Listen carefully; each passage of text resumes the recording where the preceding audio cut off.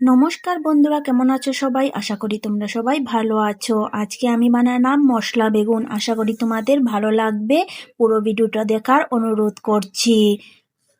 মশলা বেগুন বানানোর জন্য সবচেয়ে প্রথম আমাদের দরকার বেগুনের।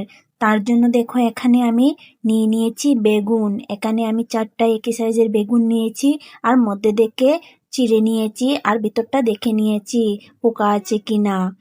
বেগুনগুলা কাটা হয়ে গেছে, এখন আমি রেডি করে নেব মশলা। এখানে দেখো আমি মিক্সি জারে নিয়েছি আদা, রসুন আর 3টে কাঁচা লঙ্কা, আর তার মধ্যে দিয়ে দেব বাদাম। আমি এখানে বাদামটা হালকা ভেজে খোসা ছাড়িয়ে নিয়েছি, আর দিয়ে দিয়েছি তার মধ্যে গোটা জিরা, আর দিয়ে দিলাম তার মধ্যে গোটা ধনিয়া।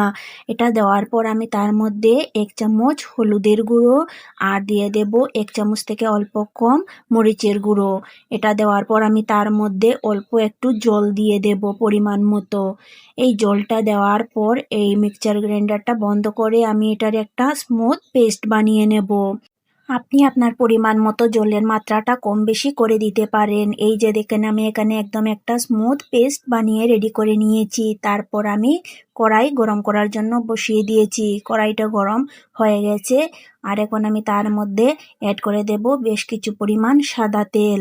এই সাদা তেলটা দিয়ে আমরা বেগুনটা ভাজবো। তার জন্য কড়াইয়ের মধ্যে সাদা তেলটা দিয়ে দিয়েছি, আর তেলটা ভালো করে গরম করে কড়ার চারদিকটায় লাগিয়ে নিচ্ছি। কড়াইয়ের চারদিকটা তেলটা লাগিয়ে নিয়েছি, আর এখন আমি একে একে তার মধ্যে বেগুনগুলা দিয়ে দেব।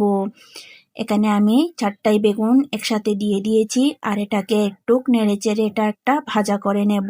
এটার মধ্যে আমরা কোনো লবণ হলুদ দেব না, শুধু এটাকে একটু নেড়েচেড়ে ভাজা করে নেব। এটা এতটুকু ভাজা করব যাতে করে এটার কালারটা চেঞ্জ হয়ে যায়, আর বেগুনটা হালকা একটু নরমও হয়ে যায়, মানে 50% সিদ্ধ হয়ে যাবে এই ভাজা করার মধ্যেই। এখানে আমি বেগুনটা ভাজা করে নিয়েছি, দেখতেই পাচ্ছ। আবার একটু উল্টে পাল্টে আপনাকে দেখিয়ে দিচ্ছি। বেগুনটা ঠিক এতটুকুই ভাজা করব। ভাজা করে নিয়েছি, এখন আমি এটা আস্তে আস্তে বেগুনগুলা তুলে নেব একটা প্লেটের মধ্যে। যতটুকু সম্ভব তেলটা ছেঁকে আমি তুলে নিচ্ছি সবগুলাই বেগুন। এই যে দেখো আমি একে একে সবগুলো বেগুন তুলে নিয়েছি। বেগুনটা তোলা হয়ে গেছে, এখন সেই একই কড়াইয়ের মধ্যে আমি দিয়ে দেব একটু গোটা জিরে। এখানে আমি 1/2 চামচের মতো গোটা জিরে দিয়েছি, আর এটাকে লাল লাল করে একটু ভেজে নেব। গোটা জিরাটা লাল হওয়ার পর আমি তার মধ্যে অ্যাড করে দেব কুচনো পেঁয়াজ। এখানে আমি পেঁয়াজগুলো একদম ছোট ছোট করে কেটে নিয়েছি, আর পেঁয়াজগুলো আমি দিয়ে দিলাম। এটাকে একটু নেড়েচেড়ে আমি ভাজা করে নেব 1 মিনিটের মতো। বেশি লাল করে ভাজা করতে হবে না, মোটামুটি একটু ভাজা করে নেব। 1 মিনিটের মতো ভাজা করার পর পেঁয়াজের কালারটা হালকা একটু চেঞ্জ হয়ে আসছে। সেই একই সময় এখন আমি তার মধ্যে দিয়ে দেব আমাদের তৈরি করে রাখা পেস্টটা। আমি এখানে সবকটা পেস্ট দিয়ে দিয়েছি, আর জারটা ধুয়ে আমি 3 থেকে 4 চামচ পরিমাণ জলও তার মধ্যে দিয়ে দেব। আমি মিক্সচারের বাটিটা ধুয়ে পরিষ্কার করে ওই জলটাই দিয়ে দিয়েছি, আর এখন এটাকে ভালো করে একটু নেড়েচেড়ে মিশিয়ে নেব। বিশ্বাস করো বন্ধুরা, এই রান্নাটা একটু সময় লাগিয়ে মশলাটা ভালো করে কষিয়ে করলে পরে এত ভালো হয় খেতে, মাছ মাংসটাকেও হার মানিয়ে দেবে। এই সময়ে আমি তার মধ্যে দিয়ে দেব 1 চামচ পরিমাণ কাশ্মীরি লাল লঙ্কার গুঁড়ো, আর দিয়ে দিয়েছি পরিমাণ মতো লবণ। এটা দেওয়ার পর এটাকে ভালো করে মিশিয়ে, আর এটাকে ভালো করে আমি কষিয়ে নেব 3 থেকে 4 মিনিট। এই সময়ে আমার গ্যাসের ফ্লেমটা একদম মিডিয়াম রাখতে হবে। আর এই যে দেখো মশলাটা কষানো হয়ে গেছে, তেলটাও কিভাবে ছেড়ে দিচ্ছে। যখন এরকম হয়ে যাবে তখনই আমি তার মধ্যে অ্যাড করে দেব কুচনো টমেটো। এখানে আমি একটা বড় সাইজের টমেটো একদম কুচি কুচি করে কেটে তার মধ্যে দিয়ে দিয়েছি। টমেটোটা দেওয়ার পর এটাকে ভালো করে নেড়েচেড়ে আমি মিশিয়ে নেব, যাতে করে টমেটোটা ভালো করে সিদ্ধ হয়ে যায়।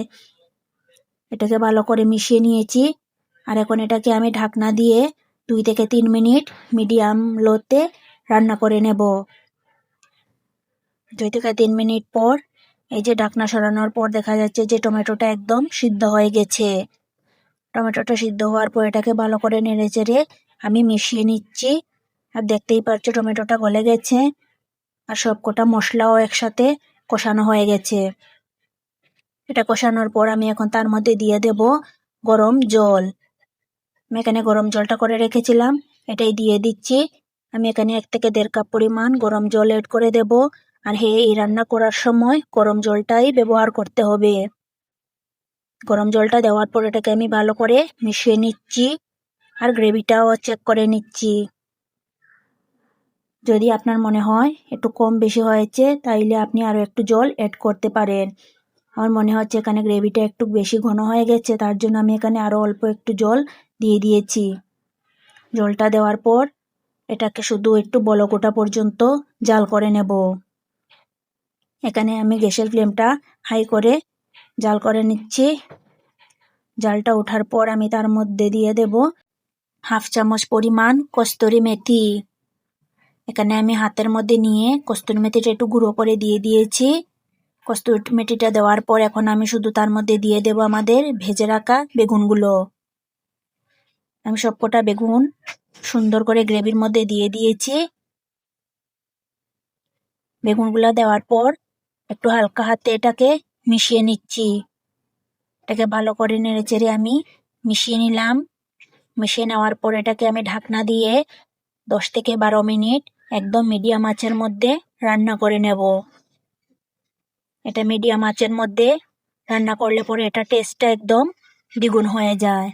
এই যে 10 থেকে 12 মিনিট পর দেখো আমাদের মশলা বেগুনটা দেখতে কি অসাধারণ লাগছে। সবজিটাও রেডি হয়ে গেছে। এটাকে আবার একটু নেড়ে চেড়ে আমি তার মধ্যে শুধু অ্যাড করে দেব এখন কুচনো ধনিয়া পাতা। আমি বেশ কিছুটা ধনে পাতা তার মধ্যে দিয়ে দিয়েছি। এই ধনে পাতাটা দেওয়ার কারণে এই মশলা বেগুনের ফ্লেভারটা আরও দ্বিগুণ হয়ে যায়। এটাকে একটু মিশিয়ে নিলেই রেডি আমাদের একদম গরম গরম মশলা বেগুনের রেসিপি। ধনে পাতাটা ভালো করে আমি নেড়েচেড়ে মিশিয়ে নিচ্ছি। মিশিয়ে নিয়ে গ্যাসের ফ্লেমটা বন্ধ করে নেব। গ্যাসের ফ্লেমটা বন্ধ করে নিয়েছি। আর এই যে দেখো মশলা বেগুন একদম রেডি।